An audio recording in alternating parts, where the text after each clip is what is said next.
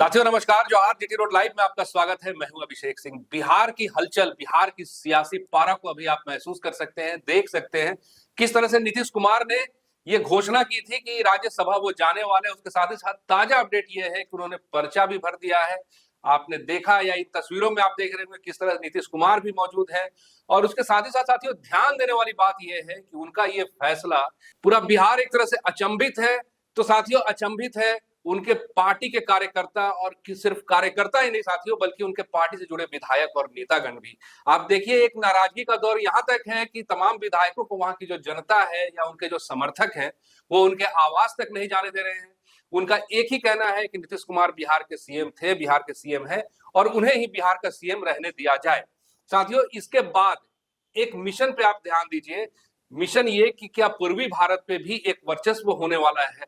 इसकी चर्चा इसलिए कर रहा हूं कि आप देखिए कि जिस तरह से बिहार में एक बार फिर से बीजेपी की सरकार बनी, जोड़ तोड़ के बाद बनी, उसके बाद अभी बंगाल का चुनाव है, और बंगाल के चुनाव के साथ ही साथ आसाम का भी चुनाव है, जिसको लेकर के भाजपा और भाजपा के तमाम कार्यकर्ता और बड़े बड़े नेता जो है तैयारियां शुरू कर चुके हैं। साथियों इसी पूर्वी भारत में एक राज्य झारखंड भी है, अपना झारखंड, जहां अगुवा सरकार है, और इसको लेकर बार बार ये चर्चाएं, एक सियासी हलचल होती रही है कि क्या झारखंड में भी सत्ता परिवर्तन होने वाला है क्या।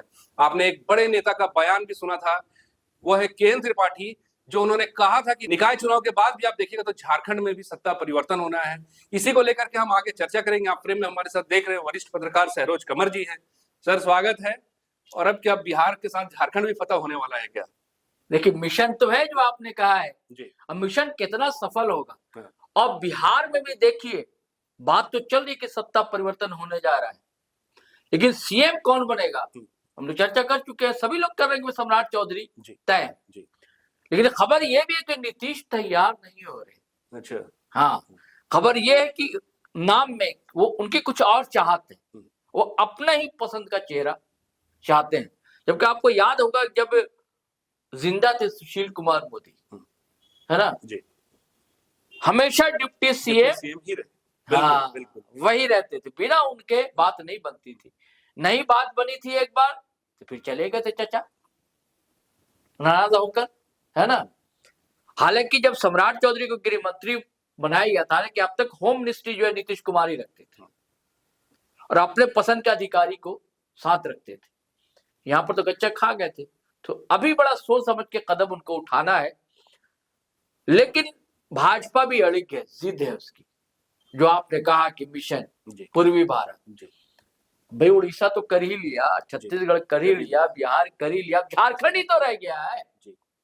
और झारखंड के में भी लोग अचरज कर रहे हैं कि अचरज की कौन सी बात है, कोई नई बात तो है नहीं। जैसे नीतीश कुमार की के लिए नई बात नहीं है, वो हमेशा इधर उधर होते रहे, भाजपा के साथ सरकार बनाया जी बिल्कुल, है ना।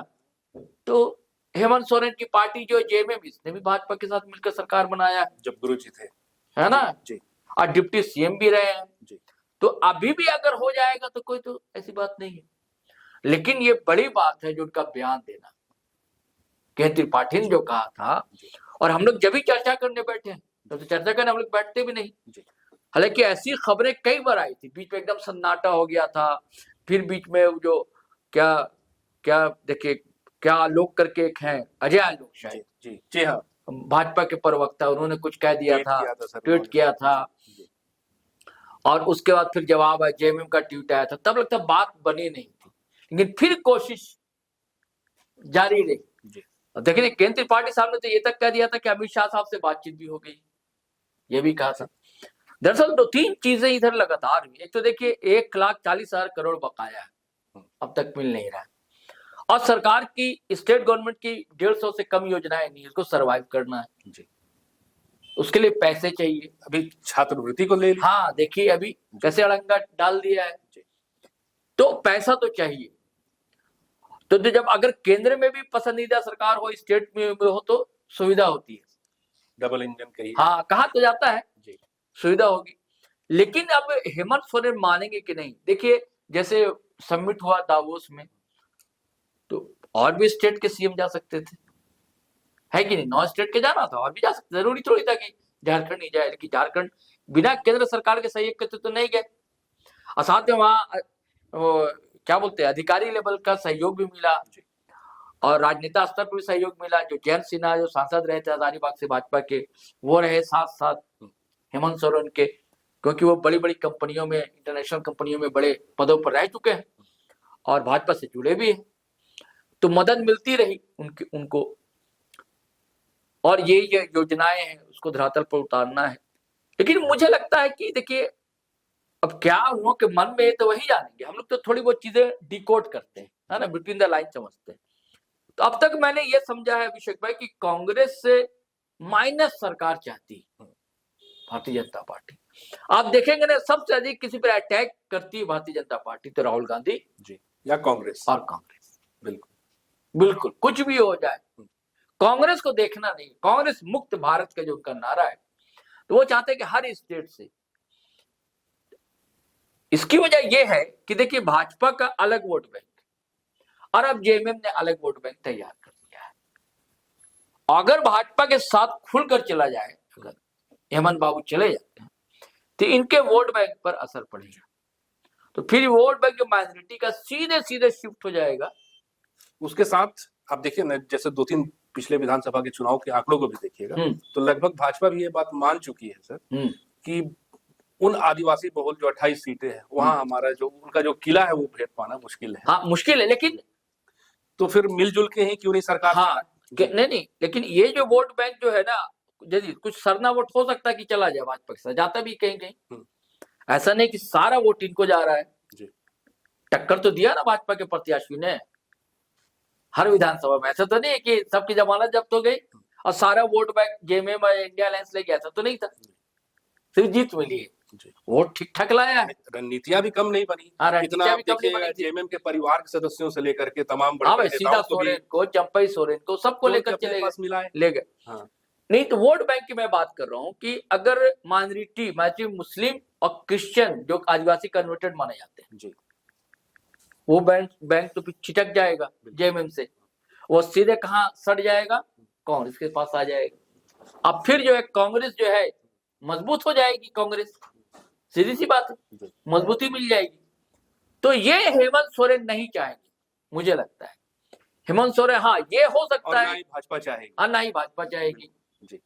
भाजपा के साथ दिक्कत तो है, उसका वोट बैंक और संगठन मजबूत नहीं झारखंड में। और ये संभावना इसलिए बन रही है कि आप देखिए सदन में देखिए ना, जैसा आक्रामक होना चाहिए था विपक्ष को, नहीं आक्रामक, ज्यादा मुद्दा तो जयराम उठाते हैं। विपक्ष के नेता प्रतिपक्ष बाबूलाल मरांडी, उनको उठाना चाहिए। बहुत ज्यादा घेरना हुआ तो बस किसको घेरेंगे, कांग्रेस कोटे के मंत्री इरफान अंसारी। सारा आक्रोश जो विपक्ष का, खास करके भाजपा का, वही निकलता है। और कहां से सर, सोर्स क्या होता है? कभी सोशल मीडिया, सोशल प्लेटफॉर्म, सड़कों पे, या फिर यही सब चीजें होती है। भी उतना एग्रेशन नहीं दिखा, बिल्कुल नहीं दिखा ना, इस बार भी नहीं दिखा। बजट सेशन में भी वैसा एग्रेशन नहीं दिखा।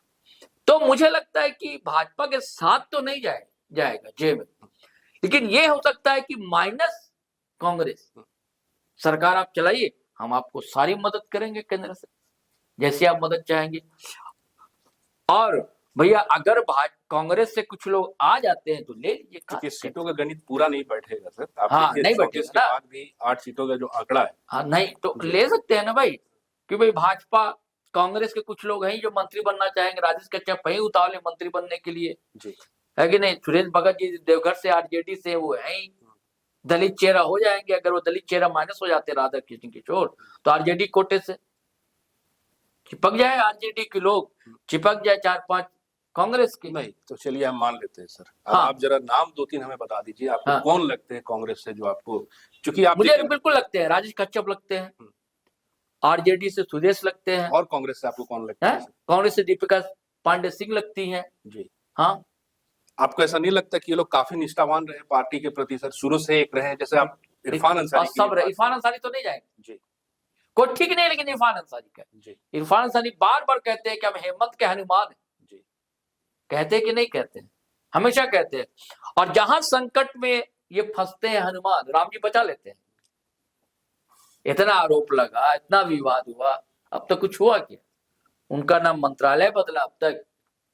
इरफान अंसारी का HIV इंजेक्शन का मामला हो, चाईबासा का जो मामला, चाईबासा का मामला हो, चाहे अस्पताल में दवाइयों का मामला हो, चाहे वो डायरेक्टर वाला विवाद हुआ था, चाहे रिंग्स टू जमीन वाला विवाद है, कहाँ कुछ हुआ इरफान सर। बार बार ऐसा लगा कि पत्ता कटा, लेकिन फिर बने रहते इरफान सर। तो कोई ठीक नहीं। देखिए राजनीति में अभिषेक भाई असंभव कुछ होता नहीं। और अब राजनीति में अब वैचारिकी, सिद्धांत, मूल, नैतिकता भूल जाइए आप। ये सब किताब में है जी।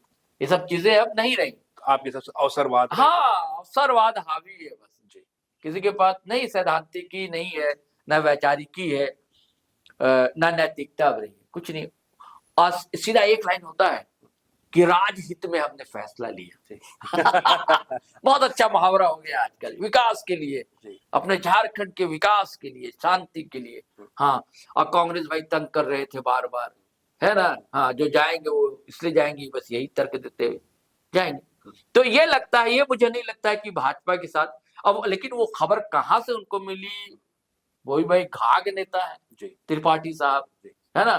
कहीं ना, हम लोग कहते हैं ना, कहीं ना कहीं चिंगारी होगी तभी धुआं उठता है। अकारण तो कुछ होता जाता है नहीं।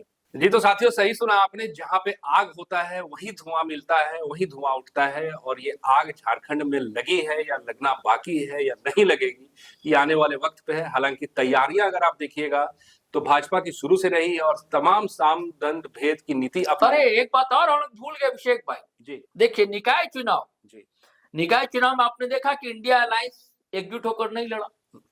हाँ एकदम नहीं। तमाम उम्मीदवार भी जो रहे, समर्थन में जो उम्मीदवार रहे, हाँ, आमने सामने रहे, आमने सामने रहे। नहीं तो अगर ये जेएमएम कांग्रेस ये लोग मिलकर लड़ते, हाँ, सुपड़ा साफ हो जाता भारतीय जनता पार्टी के समर्थित उम्मीदवारों का। दूर कहाँ सर, आप रांची को ही देखिए। हाँ, रांची की जो वोट बैंक रहे और जो वोटों का आंकड़ा रहा, रांची, धनबाद, चास, हर जगह के देख ली, सब जगह हम लोग ने आंकड़ा देखे, वीडियो में चर्चा भी की हम लोग। तो यहाँ तो गच्चा दिया ना, है ना, यहाँ गच्चा दिया। नहीं चाहते हैं जेएमएम भी कि कांग्रेस का कद बढ़े, जेएमएम का विस्तार। हर पार्टी चाहती है, इसमें गलत भी नहीं, हर पार्टी की इच्छा होती है।